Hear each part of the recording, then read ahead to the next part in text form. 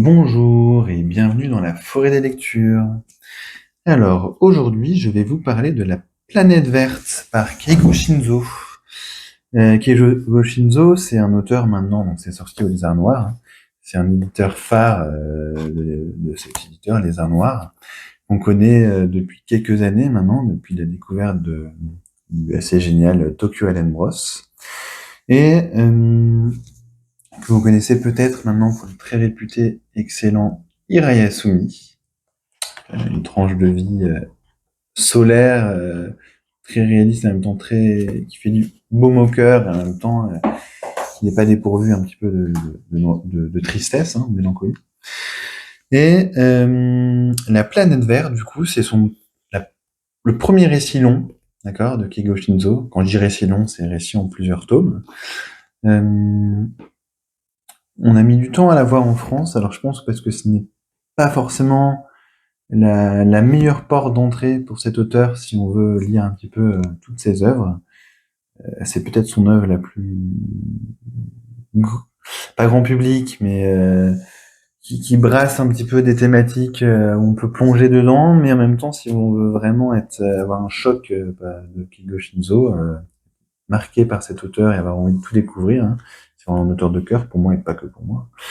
Je recommanderais pas forcément La planète verte où on sent un petit peu, c'est excellent, hein, mais une certaine jeunesse, en même temps il y a une certaine fougue, hein, mais Tokyo, je pense que les Arts Noirs a eu raison en commençant par Tokyo Allen Bros et attendre que cet auteur soit vraiment installé pour nous faire découvrir La planète verte. Alors moi, ça fait longtemps que je bave sur les illustrations japonaises où j'étais vraiment très intrigué. Qu'est-ce que c'est que cette histoire en 4 tomes qui a l'air de mélanger pas mal de choses avec cette couverture qui sont assez sombres, presque un peu SF et bon, voilà, la découverte.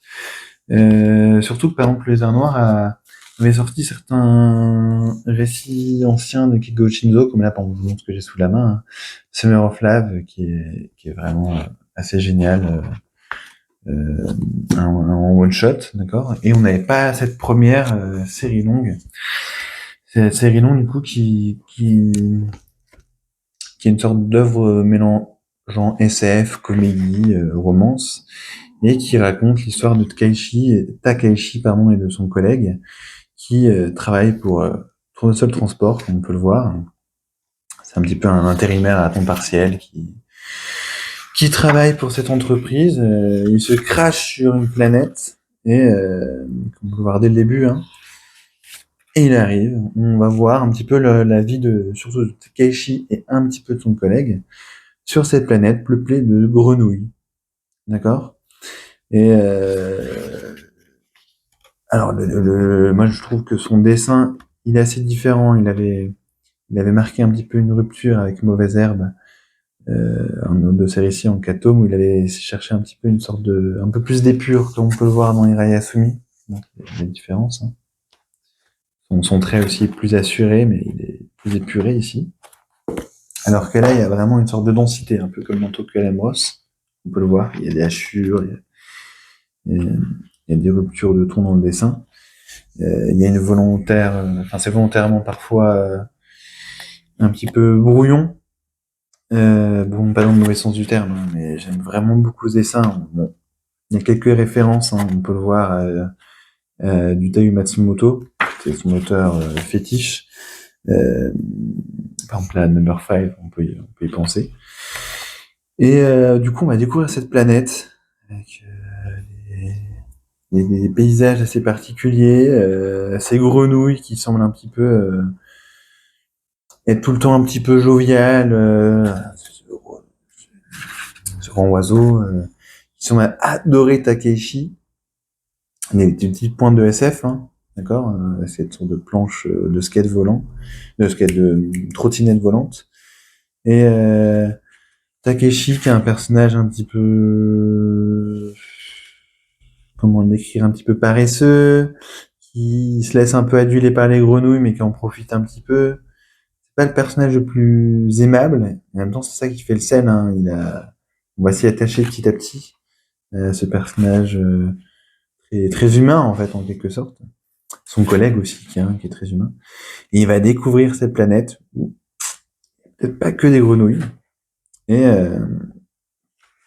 et en tout cas, dans le premier tome, moi j'ai vraiment beaucoup aimé ce mélange, découvrir ce monde avec enfin, un moment assez drôle. Hein. J'aime beaucoup l'humour de Kiko Shinzo. Et, et ce Descendance, on découvre vraiment un nouvel univers. Une narration pas toujours les plus maîtrisées, mais avec des belles influences visuelles.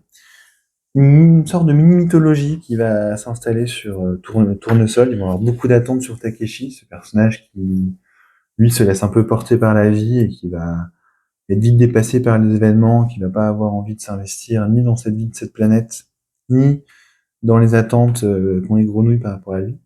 Mais il va tomber amoureux, dès dans le premier tome, hein, de ce personnage. Et ça va installer un petit peu d'autres enjeux dans le récit, hein, où on va avoir d'autres attentes.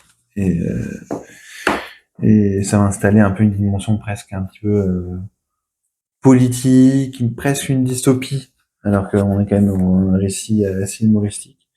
Et il va y avoir de l'action, de l'amour, des moments assez dingos, et en même temps des moments un peu tristes. J'aime beaucoup regarder tout un symbolique sur les tournesols, hein. Un côté un peu c'est cette faune et cette flore un petit peu disproportionnée, ces grenouilles qui sont partout, qui sont toujours joviales. J'aime beaucoup ça. Et en même temps, il y a moins cette sorte de narration implacable qu'il y a dans d'autres Keigo Shinzo, qui rajoute toujours une profondeur au récit.